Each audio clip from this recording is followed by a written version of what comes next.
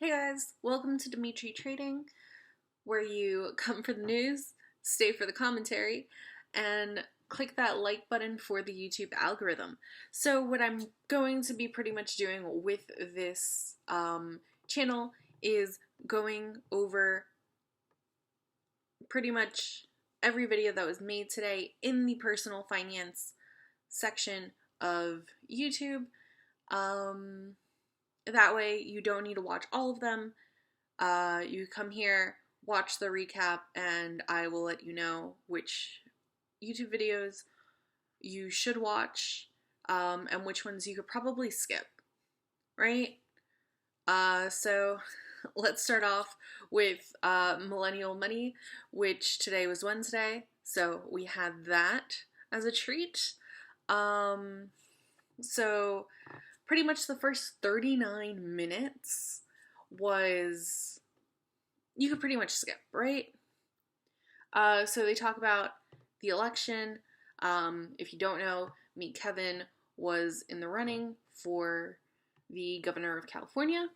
Apparently it's really cold in his room, because Graham and Andre were actually in his studio, which was a new setup for Millennial Money, since we usually have them in separate rooms in their own houses, obviously.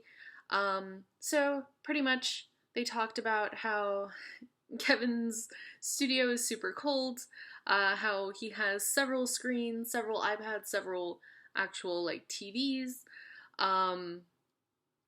Then they talked about past YouTube adventures that they had with like channels that weren't successful, channels that were, and then Andre is looking for a new video editor. That was pretty much the first 39 minutes of that whole thing. After that, I would suggest watching it. It's only about 20 minutes after that, so if you do want to watch after 39 minutes, that is great. If not, this is pretty much a really quick recap of the 20 minutes at the end. They were talking about the 1% versus the 99%. 1% is usually billionaires, while 99% is millionaires. Sorry about that. Millionaires to anybody that has like $1 in their bank account, right? Then they started talking about how education, how we should be reinvesting into education and teaching kids at a young age about personal finance, and how that can possibly increase the percentage of people with wealth in the United States. It's actually one of Meet Kevin's philosophies going into being governor.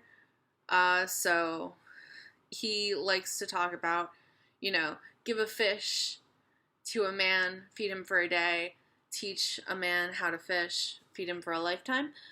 So that's pretty much what they were talking about there.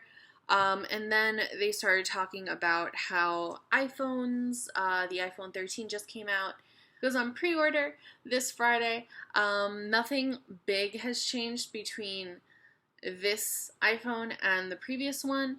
The camera is a little bit better. I did watch myself the press release, and I think that the camera is a little bit better, only if you're making movies or doing YouTube, I guess, but mostly if you're making movies of some sort, short films, something like that. Anyway, back to the thing. Nothing really big there, but they pretty much said that even though the iPhone hasn't changed much, people still go out of their way to buy new iPhones every year, so the stock shouldn't go down that much. Also, they were talking about should you lower capital gains versus lowering normal income, and which would you prefer if you had the choice. And Andre, Jeremy, and Graham have good points on both ends. Also, Jeremy has predictions about how all China stocks will probably be going down in the next couple of days to maybe months. Then we go on to meet Kevin's whole 3 videos a day. So let's get to that. He does have one short video called My Last Interview, which was, it's pretty much, if you want to know his position on things, he only has 2 positions in there, which I think we've discussed in the previous video, Millennial Money, where his position on education is really high. He likes the mentality of, you know, show a man how to fish, feed him for a lifetime type thing. And he also wants to start a blog if he becomes governor, to be transparent, which is actually a good thing, but I feel like he would get so much backlash towards it. I don't think that he would be able to actually do the vlog. So that's a thing. Then we go on to his second video, which is Markets Still Fighting Red. So in this one, he pretty much watches a news reel about the stock market. The SEC is trying to have companies like Robinhood, Webull, stuff like that, be more transparent about their fees, their redemptions, and their forecasts and predictions. They're trying to protect retail investors. Then we have Chinese companies or Chinese-related companies, since most of the Chinese companies are actually go through a company in the Cayman Islands, sorry. So they are like shell companies for them. So they're trying to make sure that they're a little bit more transparent on some things, because they want to audit their auditors. So if they don't allow that, they actually might get delisted. On top of that, the reason why they're doing this is because it's easier to hide their liabilities, because it could be anywhere from 3 to 10x the liabilities that they're showing versus what they actually owe. Then we have crypto doing very well, RNT doing very well, but then it does go down after a while. On crypto, places like Coinbase and BlockFi to actually be FDIC approved. If we do look, if you have Webull, if you have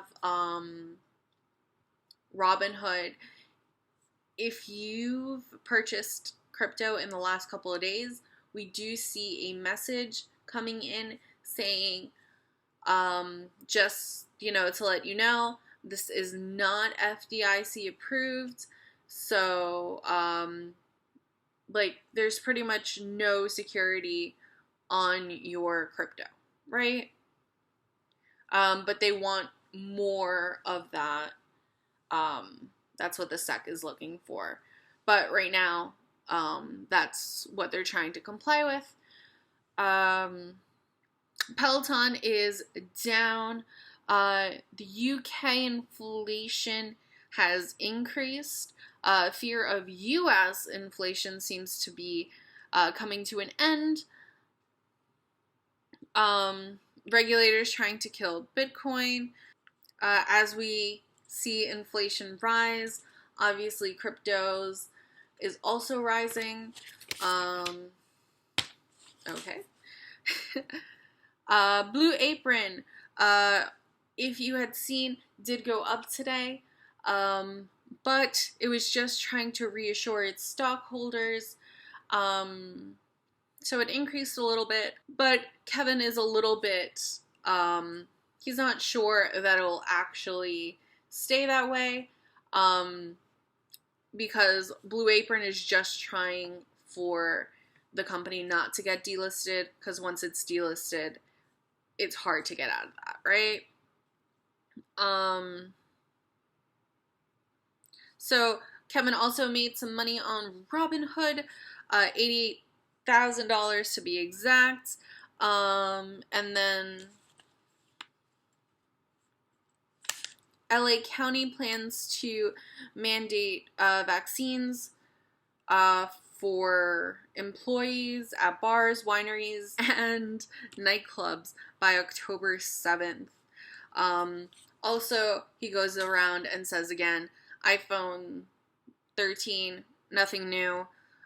The supply on artificial Christmas trees are having a strain this year, so that's a thing. You might want to get your artificial trees earlier in the year if you do not have one already at home.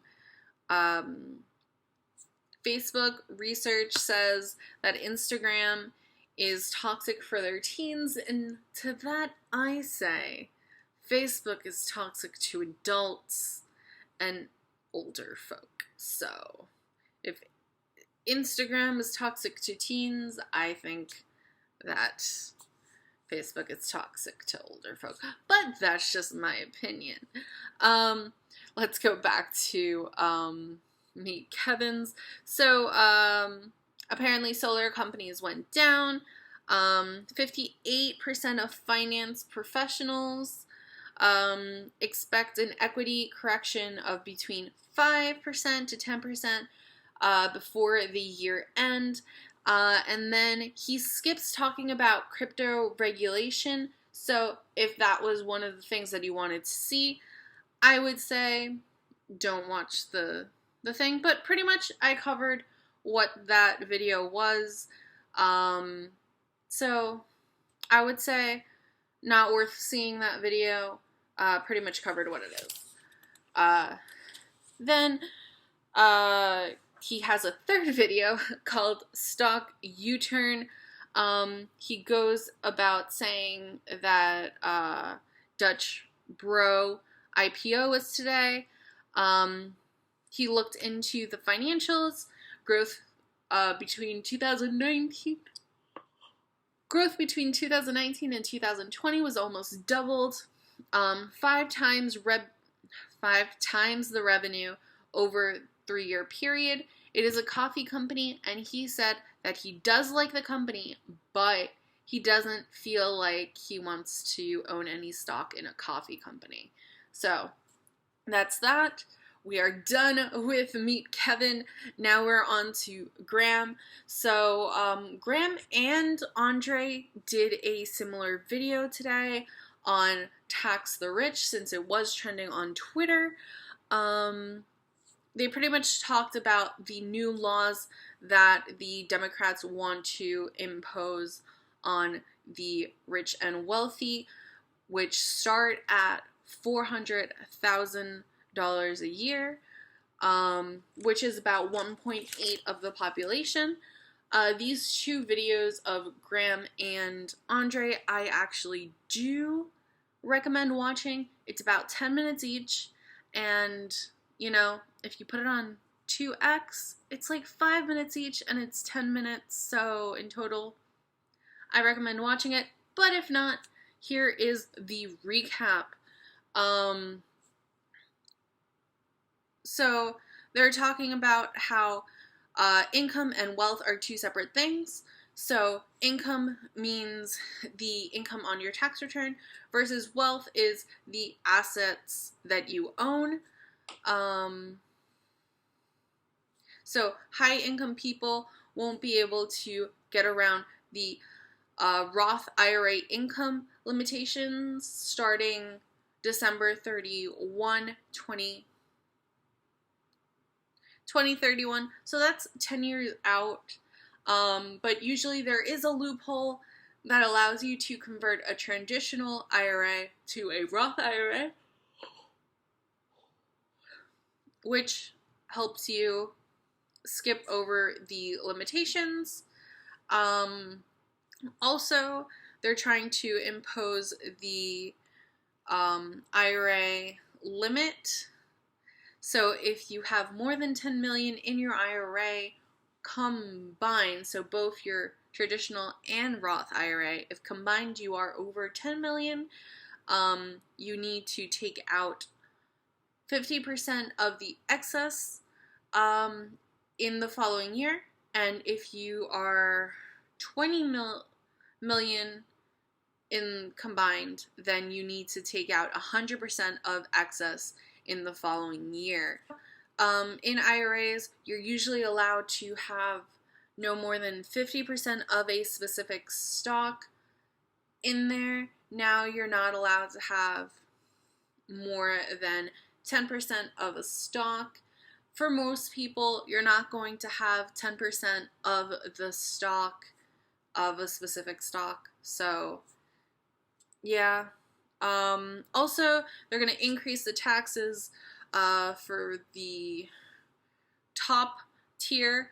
So they're going to change it from 37 to 39.6. Capital gains are going from 20 to 25. And also companies that are buying back their stock are going to be charged a 2%. Now this is all proposed. So if it doesn't get passed on the 27th, then it won't be put as law, but it might. So come back on the 27th and we will see about that. Andre pretty much had the similar video. He added about crypto, about how the SEC wants to regulate transactions, which is actually hard because if they regulate it, the way that they're doing it is if you're moving your Bitcoin or any crypto from, let's say, BlockFi to Coinbase, that'll be considered cashing in. And then if you move it again, it'll be cashing it in again, and you'll have to pay capital gains on each time that you move your crypto. And most people are moving crypto right now due to the change in interest rates, depending on where you're putting your crypto. Also, he talks about housing and how they're trying to propose this new law that says that usually when you inherit a house, you inherit the new cost basis. So it would be when you inherit it, whatever the amount of the house is owed, whatever the house is priced at is your new cost basis, versus what they're trying to do now, which is if your family had bought it at, let's say, $300,000 and now it's $1 million, the cost basis that you receive it as, it's still going to be the same $300,000 versus the $1 million that you would originally have. So that's also something that they're trying to do. Again, this is all proposed. Nothing's set in stone until September 27th, which we will have more information on it. Then clear value tax. There's going to be a Social Security increase that's going to be determined next month. So also, Manchin is trying to get the child tax credit only for parents that are working, but it is getting a lot of backlash. Republicans are trying to not increase the debt ceiling, which can affect negatively the American credit as well as the stock market. So that's a thing. And I believe that is it, guys. So, also, Graham did a cute little, vlog video that he's starting to do with his, I guess, household unit. They went to a trip to the Grand Canyon. He spent $1,200 on the trip, the one-day trip. divided by 5 people would be 240. He also lost a bet to Jack for 50 bucks. So, that being said, that's the end of this video. Please hit the like button for the YouTube algorithm if you have not yet. Let me know if you like this. Let me know if you want me to add anyone else on this recap sesh.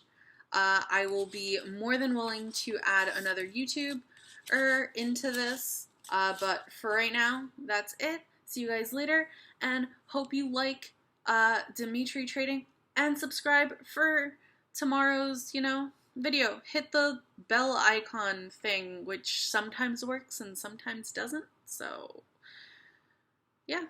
See you guys later. Bye.